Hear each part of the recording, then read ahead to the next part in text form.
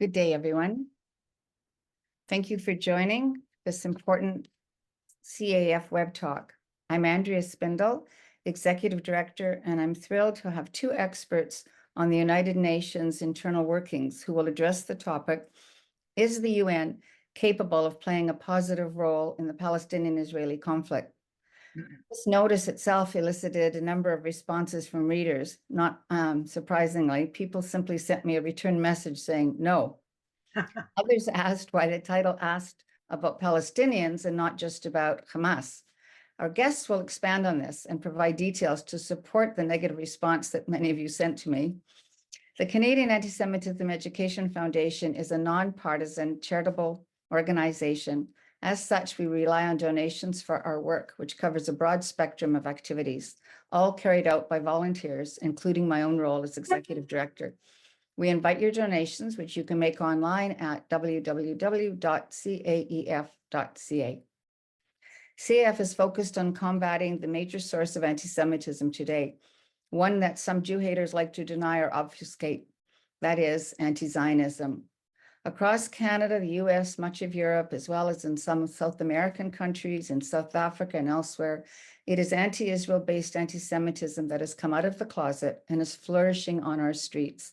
We've seen the face of Jew hatred, and it astonishes us when, after a massacre of Jews and foreign nationals, people rallied in support of a terror organization and anti-Semitic lies flew across the globe. We might ask, how much of this is generated by the UN? Is anything being done at the UN to address anti-Semitism? Is the entire UN or its many component parts so rotten that they're well beyond their best before date? Before I introduce our guests, I would like to thank and acknowledge our co-sponsors whose support is most welcome. I read these names to promote more collaborations and to acknowledge our allies in this fight. Thanks to the Mattathias Project, Bedin Center for Near East Policy Research, End Jew Hatred Canada, Tavsik, European Lawyers for Israel, the Israel Activist Calendar, Canadian Women Against Anti-Semitism, the Ludger Center Congregation, Beth Tikva Synagogue, Club Z, Canadians for Israel's Legal Rights, the Canadians for Jewish Research, the Israel Committee of Sonoma County, the International Embassy, Jerusalem, Christian Embassy, Jerusalem in Canada, the Beth Ami Israel Committee, New Hampshire for Israel, Allied Voices for Israel, the Coalition of Hindus of North America, Yalla, Cherut Canada, the Massachusetts Anti-Semitism Task Force, the Canadian Organization for Hindu Heritage, NGO Monitor, Ajiri, Muslims Facing Tomorrow, the International Council of Jewish Women, and the NGO Committee to End Anti-Semitism and Promote Peace. I'm going to introduce our guests, Anne Herzberg, who joins us from Jerusalem, and Joan Lurie, who is in New York. Anne and the president, Gerald Steinberg of NGO, have expressed concerns about the UN's role in the Israeli-Palestinian conflict, particularly in relation to Palestinian rejectionism. They argue that the UN has been used by Palestinians and their supporters to avoid necessary compromises for peace, such as issues surrounding refugee claims, the status of Jerusalem, and recognizing Jewish national sovereignty. Dr. Joan Lurie has criticized the UN Relief and Works Agency for perpetuating hate through the education of Palestinian children. She has shown that the curriculum used in UNRWA schools incites hatred and violence and does not acknowledge Israel's legitimacy. She advocates for a drastic change in the education provided to Palestinian Arab children to foster peace and negotiations. Anne is a graduate of the Columbia University Law School and NGO Monitor's UN representative and regularly appears before the UN Human Rights Council and other UN organizations. She's the author of a widely cited NGO Lawfare paper, Exploitation of Courts in the Arab-Israeli Conflict, and has co-authored other important documents. I noticed one in particular, the Goldstone Report Reconsidered. Her articles and op-eds have appeared in many publications, both in the US and in Israel. Joan has a doctorate in physics and is a member of the executive committee of the International Council of Jewish Women and also represents ICJW on the board of the American section of the World Jewish Congress. And she's active in Israeli and Jewish affairs in New York, in Israel, and at the UN. She's currently co-chair of the Caucus of Jewish NGOs at the UN in New York. As a member of the caucus, she's been involved in a project entitled UNRWA, Stop Teaching Hate, with the goal of reforming the education presently delivered by UNRWA to Palestinian Arab children. And she has also co-authored several papers and regularly lectures on the subject, and we're really delighted to have her back, having had a presentation from her before, which was wonderful. I'd like to ask everyone to please put your questions, if you have any, in the Q&A box, not in the chat, so that we can monitor it and respond appropriately. So I now like to call on Joan to speak first.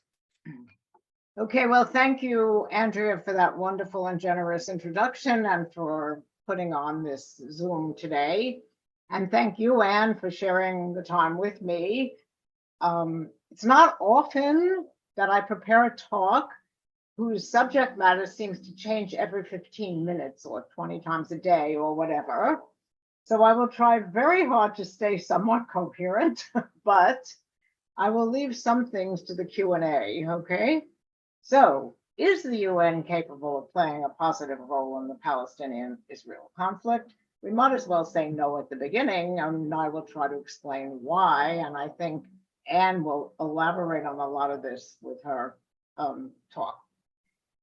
The UN practices the demonization and delegitimization of Israel all the time. This is a member state. The UN violates its own charter, which absolutely pledges protection of all member nations, but not Israel, which is continually abused by its fellow members and even by the Office of the Secretary General, which kind of legitimizes all of this UN criticism. Bibi Netanyahu has said that the UN practices 3 Ds on Israel: demonization, delegitimization, and double standards. When Israel is threatened by Iran, as it is now, the UN is silent on the issue of protection, as I've mentioned. The day after Iran attacked Israel, I have to point out that, to his credit, the Secretary General did condemn the attack. Happily, as we all know by now, most of the 400 or so missiles and other weapons were intercepted. But he did say it, so let's give him credit for that. But an interesting side story is that there are factions in Iran apparently urging Israel to retaliate because they would like to see their government taken down. Kind of an interesting side story. There is good news in that some Arab states have become a bit more friendly to Israel, as was certainly demonstrated at the same time. In the past, as Andrea mentioned, we've discussed UNRWA. The most important thing about UNRWA is that, first of all, it's the oldest of all these organizations we'll talk about. And that's a significant thing because UNRWA single-handedly changed the definition of refugee, so that all the descendants of refugees are now also refugees. So instead of perhaps 20 or 30,000 survivors since 48, we have 5.5 million potential trained terrorists. That's what we're up to right now. So as she said, I've spoken about UNRWA before, and I'm not going to go into it again, but I thought, just in case you needed the little background of why this problem is so enormous, you needed that UNRWA definition. So in addition to UNRWA, what else is determined by the Palestinians at the UN in New York and elsewhere? And how many are there? Well, as I said, there are now unfortunately over 5 million. And in 70 years at the UN, with many organizations, we've had essentially no progress. Since UNRWA was from 1949, and then since 1975, many new organizations are dedicated to helping the Palestinians. This is not an even-handed approach, since there are none that I know of that are supposed to be helping Israel, for example. But nevertheless, the UN has invented a new holiday called Nakba Day, which celebrates or commemorates, depending how you look at it, what they consider the Nakba, namely the fact that they were forced out of their homes in their villages in 1948 and 1967 wars. They also believe passionately in the right of return. And that is a very important point because the UN has agencies which publicly push the right of return. The right of return from the river to the sea means that all of the land that is currently Israel, that is currently Gaza, that is currently Judea and Samaria or the West Bank, whichever you prefer, would be open for open immigration of all the Palestinians. Clearly, the end of the state of Israel is being supported in many places in the UN. So, as I said, we have to look beyond UNRWA at some of the bureaucracy that's around. And the UN problem with Israel and Palestine, unfortunately, starts at the very top. Although Guterres did say something good after the attack by Iran, he also, and look for the quote, he also said something that many weeks before, he said that this October 7 attacks by Hamas were appalling, but did not happen in a vacuum. This is a quote from Guterres. The Palestinian people have been subjected to 56 years of suffocating occupation. They have seen their land devoured by settlements and plagued by violence.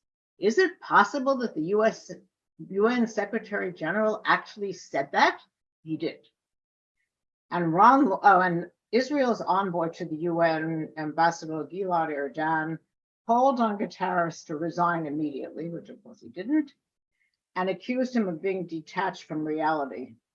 His comments constitute a justification for terrorism and murder. For the sake of time, I'm not going to detail what Ron Lauder, the president of the World Jewish Congress, said in his rebuttal to Guterres, but he did say that speech that Guterres had made after receiving an award the year before, or 2 years before, from World Jewish Congress was received by Lauder with the greatest sadness. I watched a very one-sided and factually incorrect talk. And of course, it is incorrect because Israel hasn't occupied Gaza since 2005. So there we go. So what's going on here? What do we have to talk about? There's two kinds of activities. There are organizations which exist solely to attack Israel. And there are many other UN entities which attack Israel freely as part of their agenda, sometimes an overwhelming majority of their agenda. I'm just going to hit on a few of the really significant ones.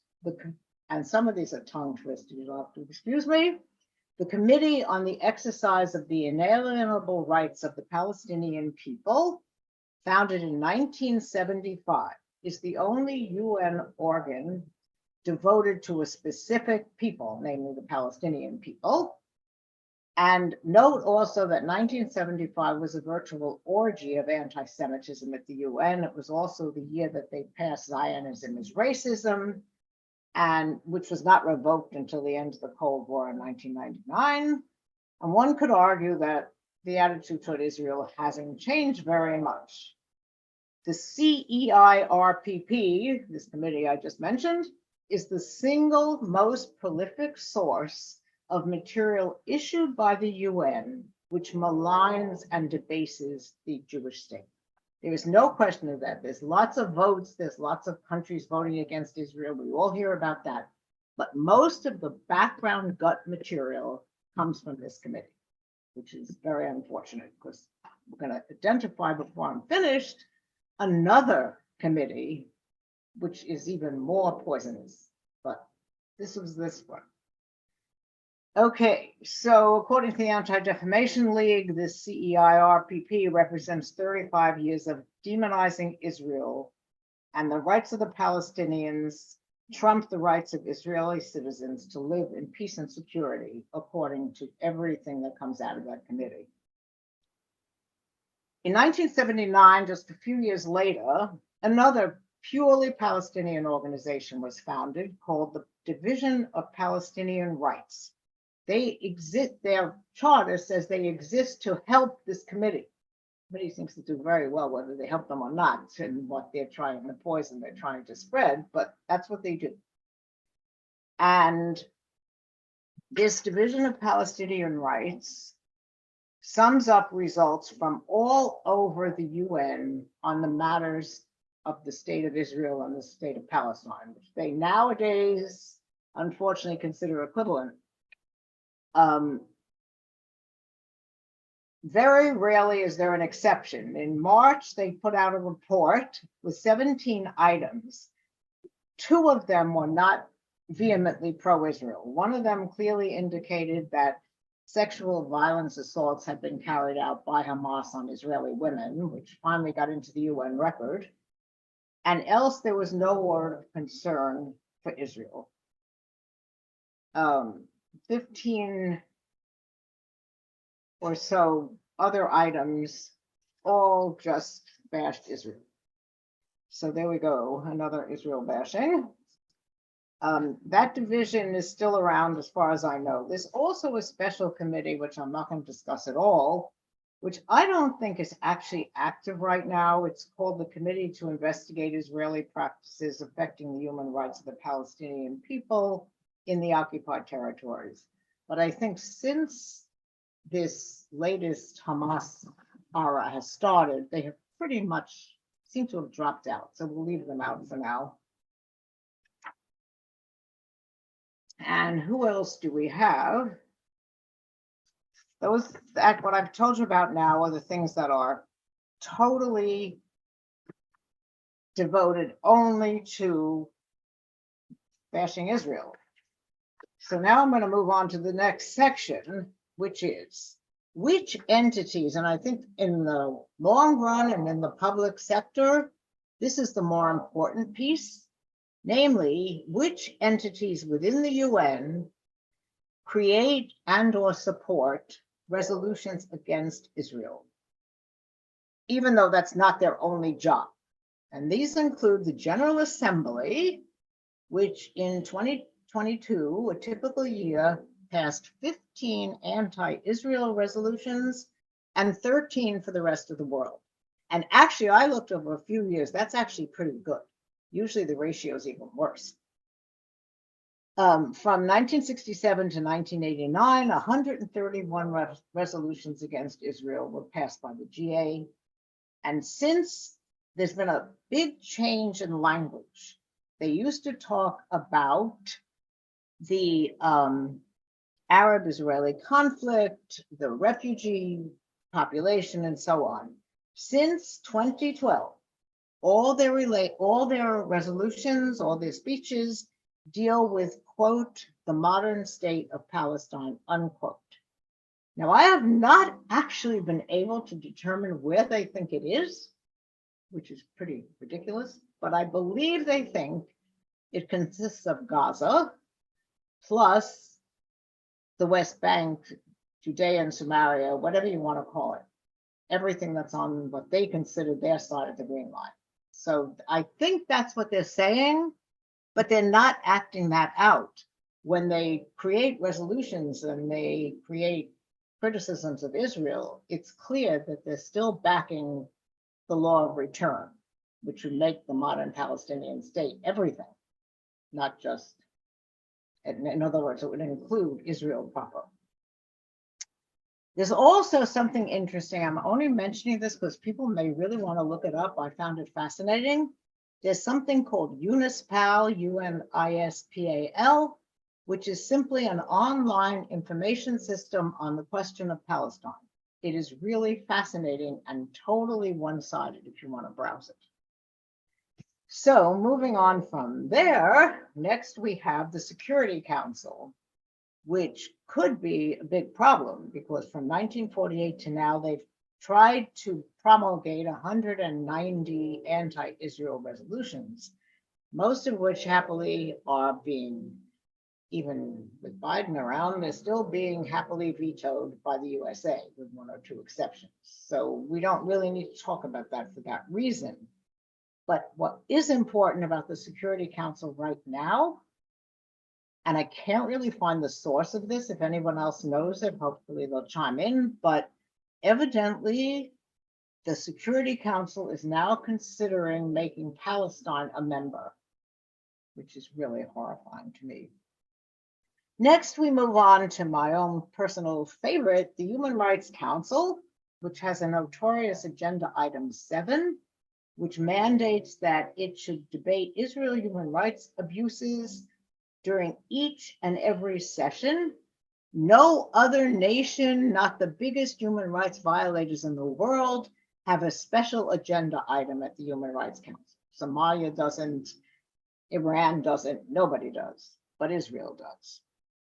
So item 7, in the minds of many scholars, and I don't pretend to be a scholar of this subject, just an explorer, many scholars actually believe that there's so much completely obvious institutional bias at the Human Rights Council that it actually weakens the voice of the council in those often or not so often cases where they do try to do something about a real human rights violation.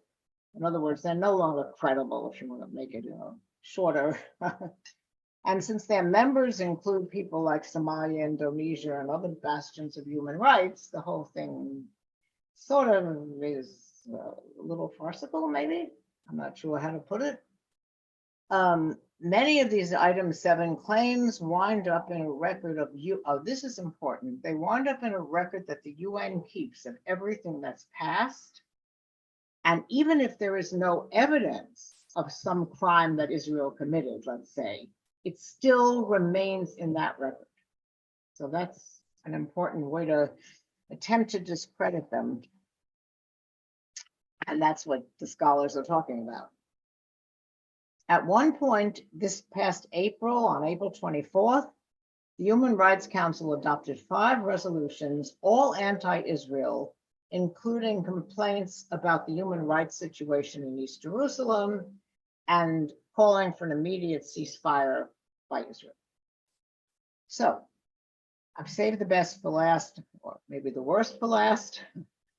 In my mind, the worst and most wasteful and egregious behavior of the Human Rights Council is the 2 or 3-year-old, now actually it's 3 years old now, declaration that they were forming a commission of inquiry in the aftermath of the Gaza mini war in 2021. This commission, which I'll call the COI, if that's okay, is to exist in perpetuity. There is no limit on what it can do. It's very expensive. It's going to cost the UN upwards of $10 to $12 million for the first 4 years, something like that. And it's run by notorious enemies of Israel. It's run by Navi Pillay, who's a former commissioner of human rights and was notorious for her anti-Israel positions. And her 2 fellow commissioners are not much better. The personnel will travel the entire world at UN expense, seeking matters to defame Israel. And it's going on. They give a report every 6 months. If you read it, it's so appallingly exaggerated and one-sided that I don't even know why credible people in the UN ever vote to pay these people, but they do. The mandate allows for an investigation into any human rights violations on either side of the Green Line by Israel. In other words, they can go into Tel Aviv and come up with something. So that to me is really the most atrocious thing that's happening right now. And very few people know about it. I don't know if you folks know Ann Baevsky, but she has worked very hard to publicize and discredit this group. And we might consider trying to have a webinar with her, but it's really out there. It really exists. So where does all this leave us? Where is the UN concerned for Israel? A member state they often remind us was born in the ashes of the Holocaust. Is there any part of the UN that is concerned with Israel and world Jewry's condition? Okay, this is going to be very short, unfortunately, but we do have a division of Holocaust education.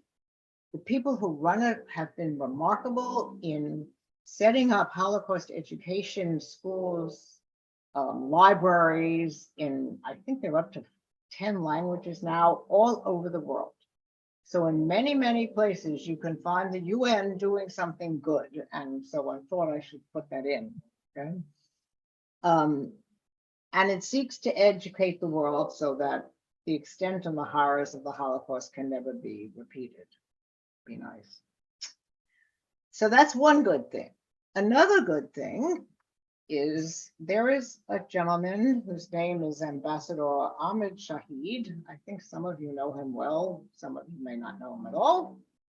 But his lecture on this subject was the last lecture I heard right before COVID shut down public lectures at the UN. And he was fantastic. He was appointed by the Human Rights Council to be the UN Special Rapporteur on Freedom of Religion and Belief. In October 2019, he declared that anti-Semitism is toxic to democracy, and he held this job for 6 years. He elevated anti-Semitism as a global human rights concern, and his upbeat presentations were amazing. Unfortunately, he is no longer in this job, and the person who is in it now is someone named Miguel Martinos from the Alliance of Civilizations. So hopefully this group is still doing the right thing. The freedom and relief of religion and belief. So just to sum all this up, where does this leave us?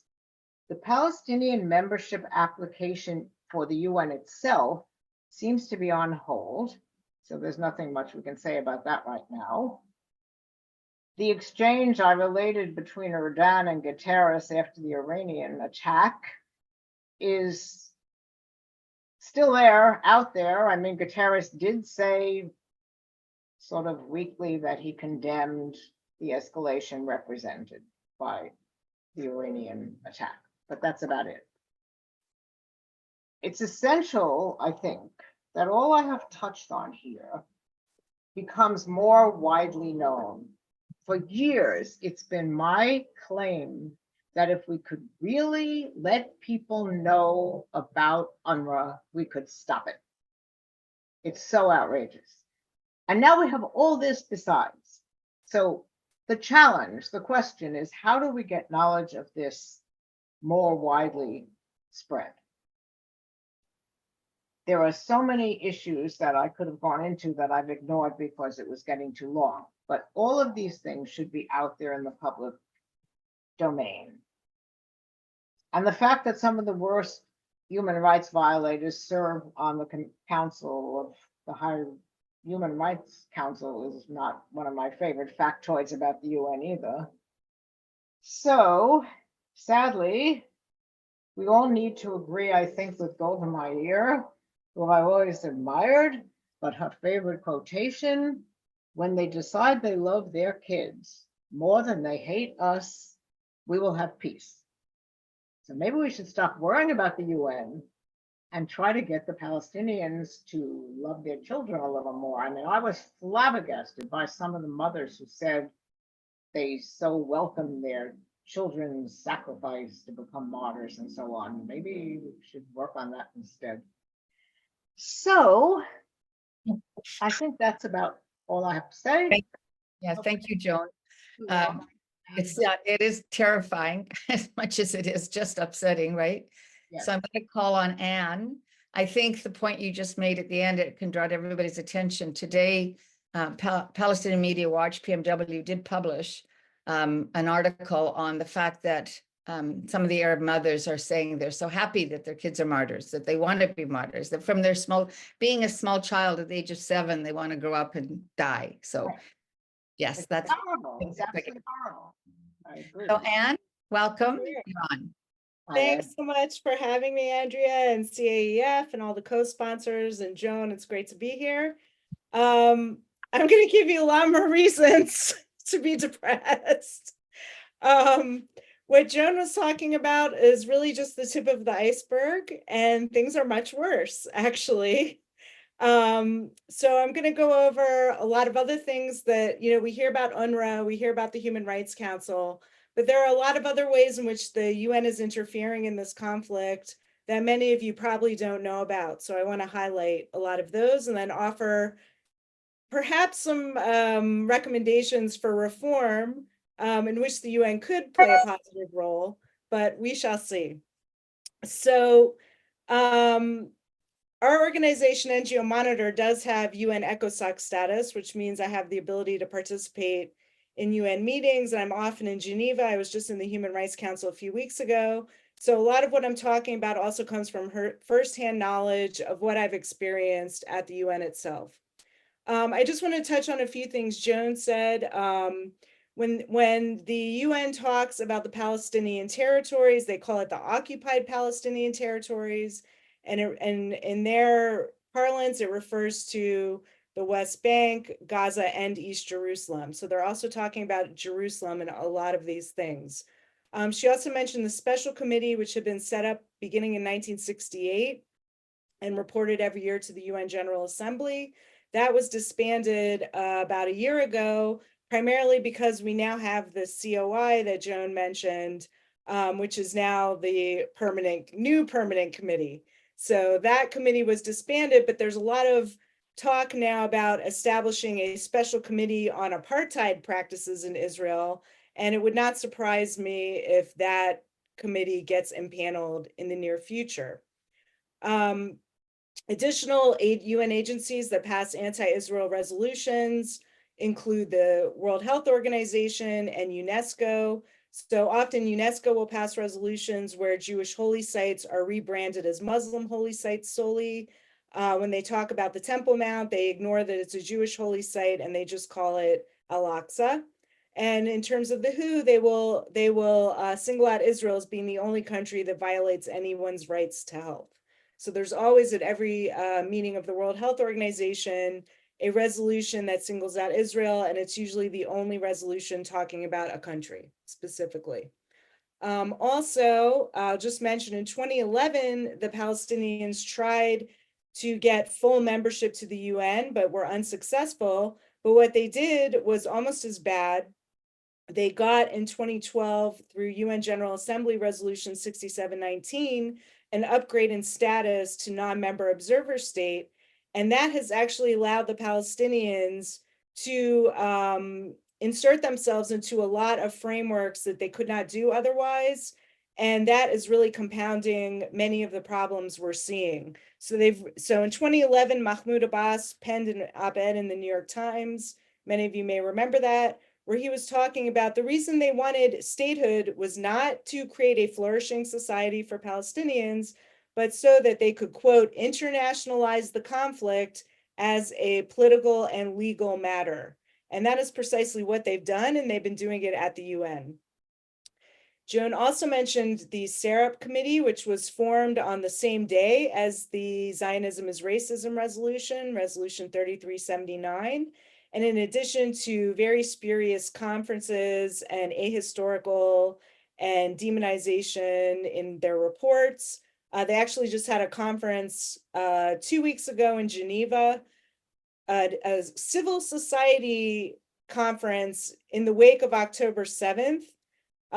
They had no,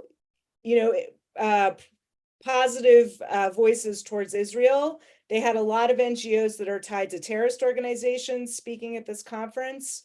And it was a 2-day conference, lots of anti-Israel demonization. UNISPAL functions basically as the Palestinians' own propaganda agency.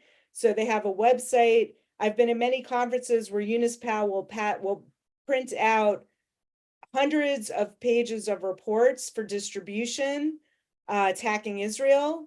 This is not available to any other people or country in the UN framework. And they also notably publish an NGO newsletter every couple weeks where they advertise BDS events. They advertise the protests that occurred in the United States on April 15th that took down blocked their roads to the airports. They advertise every anti-Israel initiative and report. NGO Monitor has tried to participate in that, but of course we are not allowed to. They closely monitor who can participate in that, excuse me. Turning to the Human Rights Council, we do have agenda item 7, which is the only permanent agenda item targeting a country. All other countries, you hear about their human rights violations or issues under what's known as agenda item 4. Israel is the only country that has a sole item dedicated to it. Every session of the council, which meets 3 times a year, they talk about Israel. But what is even more disturbing is now, due to machinations of the Palestinians, and I will say, unfortunately, with the help of the UK and other countries, they are now having anti-Israel debates under item 2 at every single session. So now every single session of the Human Rights Council has an anti-Israel debate under item 7 and under item 2. And also, when you look at the NGOs participating, you know, when you're dealing with a conflict like the DRC, Central African Republic, some of these smaller countries, you have very few NGOs signing up to the debates. When it comes to Israel, you'll have 70 to 100 NGOs speaking. Almost all of them are anti-Israel. There's about 5 of us that represent pro-Israel organizations. We are the only Israeli NGO, pro-Israeli NGO with ECOSOC status. So it is a very small group of us that's able to provide a counter voice. Another thing they have at the council are the special rapporteurs. The Palestinians have a rapporteur. The person appointed to this position is generally a demagogue and has been promoting a lot of this anti-Israel demonization. In the past, we've had John Dugard, Richard Falk. These may be very well-known names to you. We have Michael Link, who left his position claiming Israel was apartheid. And now we have the notorious Francesca Albanese, who has made many anti-Semitic comments. She actually was censured by the French and German governments a couple months ago for claiming that the October 7 attacks were not anti-Semitic. And the thing about that mandate is it only focuses on violations by Israel. And we again saw this reflected in Albanese's latest report to the council. I was in the room when she presented it. And she basically said she wasn't going to examine the October 7 atrocities because they were not part of her mandate. Outrageous statement. But also what she did not do is she did not, and this report was called An Anatomy of a Genocide, accusing Israel of genocide in Gaza. And what she also did not do in her report, she said nothing about rockets that fall short in Gaza killing Palestinians, nothing about how for 17 years Hamas has stolen aid and built this terror infrastructure, terror tunnels, commandeering all the civilian infrastructure to turn them into military objectives, inter-Palestinian violence, torture. She said nothing about that. So her mandate not only ignores human rights abuses against Israelis, it ignores human rights abuses against Palestinians when she cannot blame them on Israel. And this is something that's been going on for over 2 decades. There also, when you look at these special rapporteurs, there are about 70 special rapporteurs, and they frequently make statements on human rights issues. Since October 7, they have made, it's probably up to 24 statements attacking Israel, very few attacking Hamas. There's only been really 2 statements that have attacked the October 7 atrocities in any real way. And normally when you look at the anti-Israel statements, you'll have 10, 20, 30 rapporteurs signing on. The ones that condemned October 7th, there were 2 on each of the 2 statements. So it's really egregious. Another thing going on at the council right now is they have a BDS list that they put out every year. on companies that they claim are violating human rights. And it primarily consists of Israeli and American companies. And so that's something that last July, the council passed a resolution calling for the list to be expanded. So they're going to expand this BDS list. And what the rapporteurs have been doing and the COI is they're asking European pension funds in European countries and also groups in the United States to just take this list at face value and boycott and divest from all of the companies on this list, and I've written a lot about it. You can go to our website to see how this list is ridiculous. But for instance, the Scottish government has implemented this list now to try to boycott these companies from being involved in government contracts in Scotland. The Norwegian Pension Fund was going to implement this list, Ireland. So there's a lot of places where this is happening. And also it's important to note that the UN puts out dozens of reports a year on Israel. And even the Secretary General puts out reports. And these are actually mostly all written from the Office of the High Commissioner for Human Rights. It's a very small office, the one dealing with Israel. It's a handful of people. They have a very small capacity. They have no capability to verify allegations or do their own investigations. And so what do? They rely on UNRWA. They rely on NGOs. Many of the NGOs they deal with are these terror-linked NGOs, BDS organizations. And again, there's no verification. So they just keep pumping out these reports every year, and then they put the UN stamp on it. So I've been calling it claims washing, terror washing, where they take claims from Hamas even, and other groups, and then they just claim it's a UN report to try to give it credibility. Another thing is what's known as the treaty bodies. So there are several human rights treaties, and Israel's a member of them. And like most countries, there's a periodic review of the country and its compliance with the treaty. But when it comes to Israel, there's some very interesting things taking place recently, and I've had this experience now 3 times. So one of the treaties is known as the International Convention on Civil and Political Rights. It's probably the most, I'd say, respected treaty.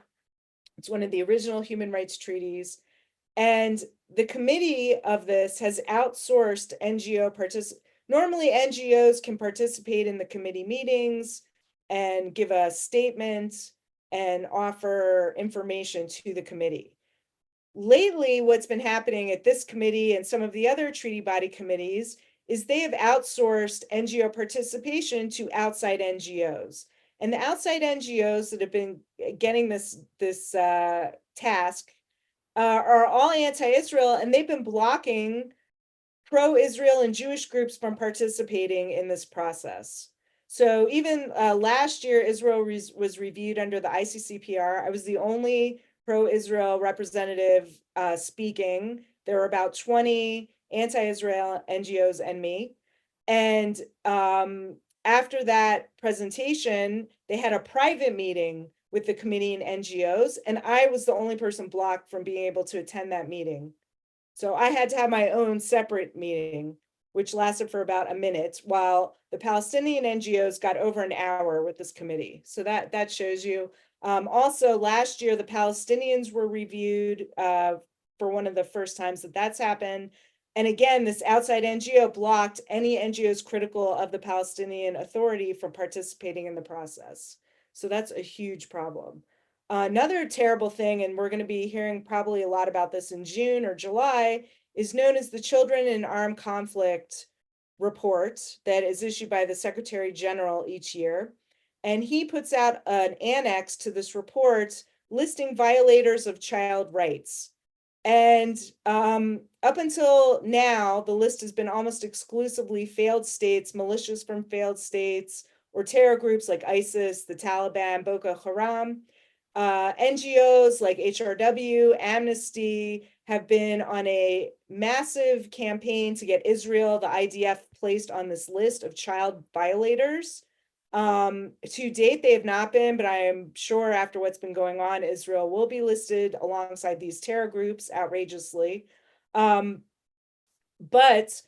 the way in which they collect the data for this report is also very concerning. So UNICEF actually runs this process. They have an NGO working group.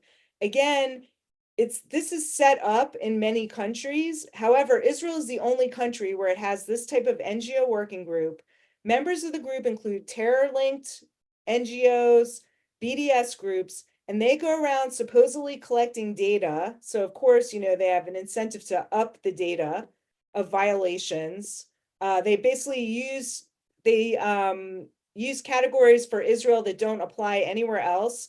So the criteria, they have these 6 grave violations that go into the report. When it comes to Israel, they include, for instance, use of tear gas, which is not one of the 6 violations, but they use that to bump up the numbers on Israel. UNICEF does no verification of this data. And they also do no reporting on violations against children in Gaza by Hamas, for instance. They do nothing on child soldiers, Palestinian child soldiers. They just say, oh, there's no way we can find the data. Well, why they can't find the data is because the NGOs they work with have no interest in looking for the data. So it's a highly skewed report.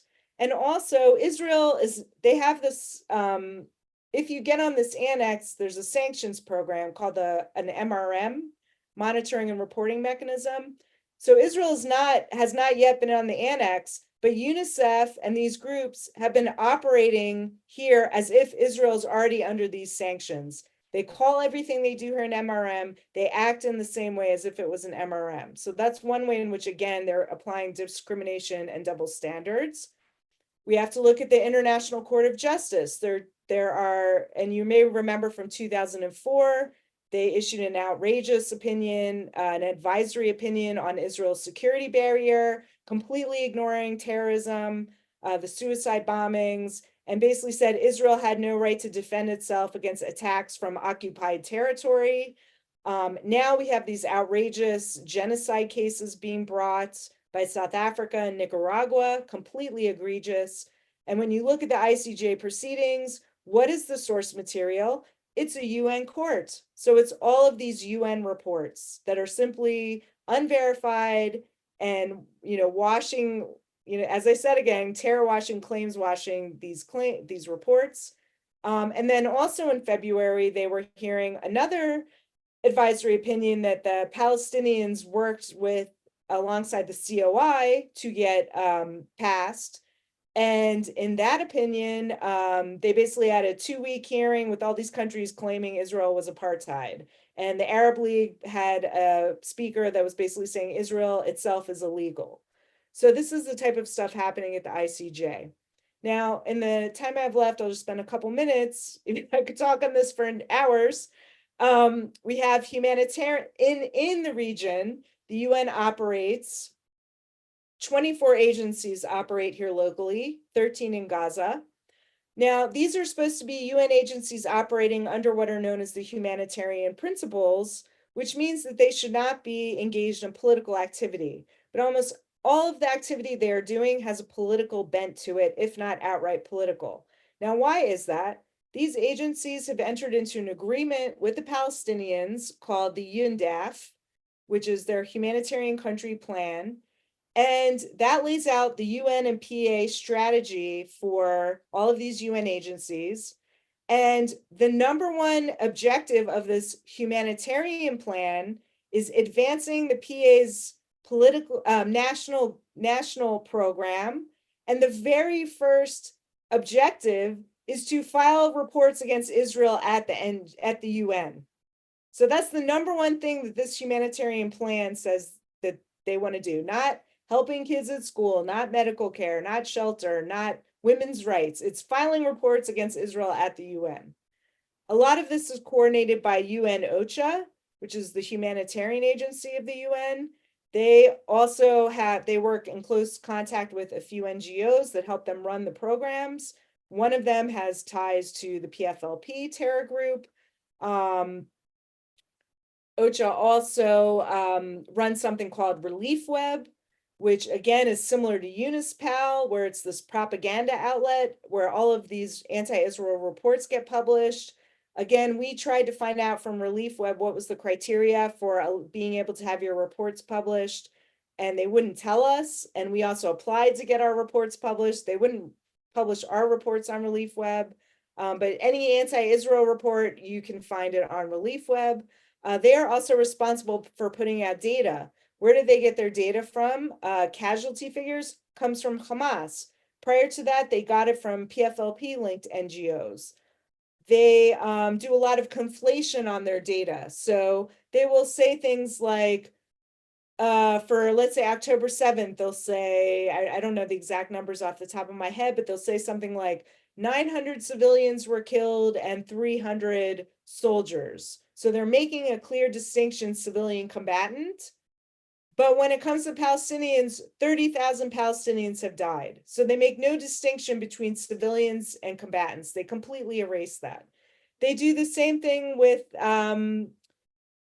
they have a campaign on settler violence. And I'm not claiming there's no issue. That isn't an issue. However, a lot of the things they will label settler violence is when there's a terror attack and a civilian steps in to shoot the person who's committing the terror attack, who shoots the terrorist or disarms the terrorist. They will include that as an instance of settler violence. House demolitions, they will conflate let's say you have one property where there's a house, a pipe, a wall, a chicken coop. They will count that as all separate instances to, again, bulk up the number of demolitions. And then, of course, you have in Gaza, for 17 years, there's been this policy of omerta, I've been calling it. What has happened to all the aid? How did it happen that Hamas was able to build this terror lair and take over completely the territory of Gaza? So either these agencies, and we do know it's true with UNRWA, either these agencies were complicit with Hamas, and I believe more than just UNRWA was, and that's probably a lot of the reason they don't want the IDF going into Rafiah, because what are they going to find there? But also these agencies were working in the hospitals. They knew that this stuff was going on, and they said and did nothing. And in terms of the funding that goes in, and they just asked recently for an extra $4 billion on top of all the money they're getting, they do no vetting. They do not consider any Palestinian terror group to be a terror group. So no Palestinian terror groups are on the UN terror list. There's no accountability if the money goes into terror hands. So it's quite a bleak situation. Just a brief word on anti-Semitism. So Joan mentioned Ahmed Shahid, the rapporteur. He was an anomaly. He was really an anomaly. It was the first report on anti-Semitism, probably will be the last. He got very little support for that report from other rapporteurs. He endorsed IRA, the International Holocaust Remembrance Association definition of anti-Semitism, which is the international consensus definition. No one else in the UN has supported him on that. In 2020, Guterres appointed Angel Moratinos as the UN focal point to monitor anti-Semitism. He's a socialist politician from Spain. He's been in the job now over 3 years. He's done virtually nothing. He had one conference last year. He was supposed to issue a plan on anti-Semitism, which got scrapped. I think probably because it was going to be not good and not something that Jewish communities supported. After October 7th, he made one condemnation on Twitter, has said really nothing else about it. He's said really nothing or done no campaigning on anti-Semitism that's been going on since October 7th. So there's really nothing going on to combat anti-Semitism aside from occasional Holocaust commemorations. So to conclude, do I currently think there's any hope for the UN to play a positive role in the conflict? And unequivocally, I would say no. However, there are some things that I would suggest should happen where perhaps we could change that answer. So things that would have to happen for the UN to change, at least even to begin to change. First of all, we need to dismantle UNRWA and the Division of Palestinian Rights and the CAEF. They must be disbanded. Item 7 must be canceled at the Human Rights Council. Western governments need to refuse to take part in these anti-Israel initiatives. Oftentimes these countries will either abstain. I find abstaining votes to be quite cowardly, and that seems to be a specialty of European countries. But sometimes they also vote against them. But then when the activity that gets passed starts taking place, these countries, even though they said they oppose them, participate in it. So they need to have some coherence there. The UN has to stop running political projects under the guise of humanitarianism. They should appoint a real coordinator for anti-Semitism. There are many examples in the EU, and many countries have anti-Semitism coordinators. There's a lot of models and best practices for that. They need to adopt IRA across the UN and across UN-wide. Palestinian terror groups need to be added to the UN terror lists, and the entire humanitarian system must be completely audited and overhauled. Vetting standards must be put into place, and donors must demand that the UN, at the very least, adhere to those country standards. So if the US is giving money to the UN has to abide by the US counterterror standards, not the UN standards. And then also donor governments, and this is most important, and I urge all of you listening today, and I'm glad to see there's so many people here, that you need to go to your parliamentarians, your Congress people, your governments, and demand that they begin to exercise leverage with their money. They should not be funding these things, and they need to demand reform before they will pay. So I'll end it there. Thanks. Thank you. Well, you were quite right. You're going to make us more depressed. Okay, I know we're running out of time. I'd like to ask each of you one specific question. I hope we get to a couple if people are willing to stay with us. It sounded like from your description, Anne, the place to start with the reform would be with the removal of Guterres. What is involved in the appointment of that position of Secretary General? Who appoints them? How do you get somebody? Because in my recollection, going back to probably my childhood, I don't remember any Secretary General that was particularly helpful. Yeah, I mean, I think that's trickier because the countries pick, and it's very hard. I think it would be very hard, given the voting patterns, to get a Secretary General that was more favorable. Now, interestingly, when Guterres first came into the UN, he did make a lot of good statements about anti-Semitism, and he did appear to be a bit better. And he appointed Shahid, right? He appointed Ahmed Shahid. No, he didn't appoint Shahid, but because that was under the Human Rights Council, Shahid actually. But Guterres was somewhat positive for a while. He actually did do a lot of things that weren't terrible. Unfortunately, he made those egregious comments after October 7th, and it's been downhill from there. So I think it's better to, I think if you change some of the agencies, I think maybe that's even a better way to start. Okay, so Joan, how would we go about changing the agencies? I understood that Guterres could actually help with the Human Rights Council, right? I didn't want to spend too much time on Mr. Guterres, but I do agree completely with Anne that when he was first appointed, he seemed like the brightest hope that we'd ever had. He said he was Portuguese, and he still feels that Portugal suffers from having expelled the Jews, and that when he became a diplomat, he went to Holland, where many of the Portuguese Jews had gone, but unfortunately, they'd all been killed in the Holocaust, and how important it was to prevent all of that kind of thing. But he always, from the very first time I ever was in a meeting with him, spoke to whichever side was there with him. So I stopped trusting him. But does he not have authority to actually dissolve the current Human Rights Council? Authority he doesn't use that could help. And that's what I was getting to. I really believe, and I forgot to mention, by the way, that at least the United States funding and a few other European countries funding to UNRWA has now been postponed for at least a year, because they've arrested several people who were working with Hamas. Although some of the countries have decided to.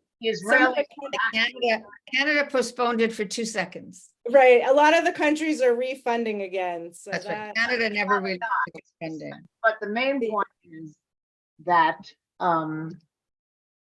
that not funding UNRWA in sort of a vacuum is not going to work. We have to do more than that. And there's more and more talk about dismantling UNRWA. For many years, no one wanted to monkey too much with UNRWA because the Israeli government felt that all of the things that UNRWA does, which are quote, good, like food, jobs, they don't do that much of it anyway, but the Israelis were afraid they'd have to take it all over. But now it's gotten so bad that for the last, and it's not just since this latest blow up, for the last 3 years at least, the Israeli government has been urging David Bedin, who's very prominent in the Let's Reform UNRWA, which is my specialty too, to try to see how we could dismantle UNRWA. And I believe that is the most important step because Secretary Generals come and go. UNRWA has been here since 1949, multiplying the Palestinian problem every single minute. So it has to be the key. The question is, how do you convince people around the world to really work for this? That's So the question that should follow from that, since the belief is it provides humanitarian aid, we know that there really aren't 5 million refugees, but until we tackle that problem, somebody's got to provide humanitarian aid because they're kept in refugee camps. Which organization or organ of the UN or other NGO could more appropriately provide? One possibility that people have talked about a lot is to simply transfer this 5 million Palestinian refugees to the High Commissioner for Refugees, who has successfully resettled many, many refugees all over the world. But I think he's already said that he doesn't want to do that. Right. So we need to form a new substitute for UNRWA. That's what we need to do. Get rid of it. I heard a briefing recently about the humanitarian aid situation in Gaza, and apparently the private actors are doing much better than the UN. The UN is not distributing the truck. The warehouses are full. The UN has logistically is incapable of distributing the aid in Gaza. And it's the private institutions that are being successful. The UN When is you just say private, Anne, are you talking about small independent charities? Yeah. There is no one maybe international. companies. Yeah, I would agree with also. that completely. Absolutely. Yeah, because the UN has you know, they can't get their acts together, and it's exacerbated. It's all anti-Israel. They don't want to get together. I have to No, make they one don't. more comment that's going to make this whole thing even more depressing. Through all of this sad time we're living through, there has been a catastrophic increase in anti-Semitism. Yes. All over the United States and the world, except possibly for in Israel. So just getting rid of UNRWA, it may be too late. It may be that we also have to go up a higher level and actually try a worldwide program fighting anti-Semitism. And I don't believe the United Nations would do that, but it should.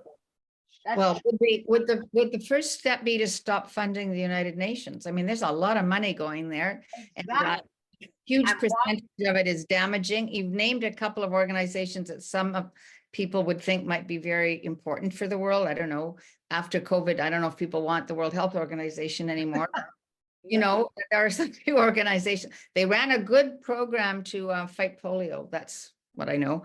But are there any that are salvageable, or should the whole thing go?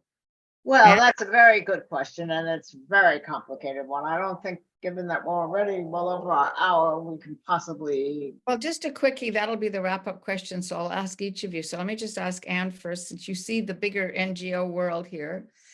Do you see any possibility for if not realigning all of the UN, just ending it and starting fresh? I think it would be hard to start afresh, unfortunately. I think there are maybe a couple agencies like UNHCR, the refugee agency, I think is pretty okay. But I think what it comes down to is the donor governments have to exert leverage, and they're just not, you know. So the US, yes, they say, I mean, not recently, but let's just say in the past when the COI was being impaneled. The US was very good leading the charge against that. But then they voted to fund it. So Well, what's the point? If you're going to give them $5 million, who cares if you're speaking out against okay, it? so And then Congress has a lot of legislation to block the funding, and it's not being enforced by the State Department. So, that's really the problem. Like, there are at least in the US, other countries also have said in the past, the EU, that European Union countries were supposed to be boycotting the Item 7 debate because of its bias. And the Item 7 debate 3 weeks ago, most of the European countries were there, and some even spoke. So they're not upholding their standards. So that's really it has high entertainment value. Joan, I have to say one more, 2 or 3 sentences, starting with follow the money. For months now, I've been looking for somebody who would like to write with me a book, an essay, whatever, on why it's so tough and possibly not possible to fix the UN, because there are hundreds of millions of dollars and many, many employees who, if we were to, let's say, close down the UN, would have to go back to someplace less pleasant than New York City. All of those people are fighting any change. They all see, and I've talked to them, they all see this obsession with the Palestinians as a lifelong guarantee that the UN will continue to operate. And I hate to say that, but I've observed it for 17 years, and I think they're right. Well, and it gives a lot of work to, I suppose, Palestinian Arabs who are pushing at every level, right? Right. So I would very much like to thank both of you for your time, for your knowledge, for sharing your ideas. And of course, it's upsetting, but I think we need to be highly motivated to do something. And you've certainly given us lots to think about and hopefully to translate into action. In Canada, we have a plate full because our government has not stayed the course and provided support for Israel and has voted badly at the UN most recently and is giving money to UNRWA. So we have a plate full. I guess in the US, you have a little bit more support. Tenuous, perhaps, but I think what both of you said that's really important is somehow we have to get to the Europeans and the non-aligned countries that could be convinced, right? Which is really how Israel got established in the first place. Yeah, exactly. Right? We need Guatemala to vote with us. So thank you very much. All the members of the Abraham Accords for breaking away from And oh yeah, one of my questions is why the Abraham Accord members don't support Israel at the UN. Yeah, well, that's a good question, but they support Israel otherwise. So, in other words, behind the scenes. Thank you. Chag Sameach for Chag Sameach, everybody. Pesach. Have a wonderful Seder. Happy Pesach and stay well. Bye for now. Thank you.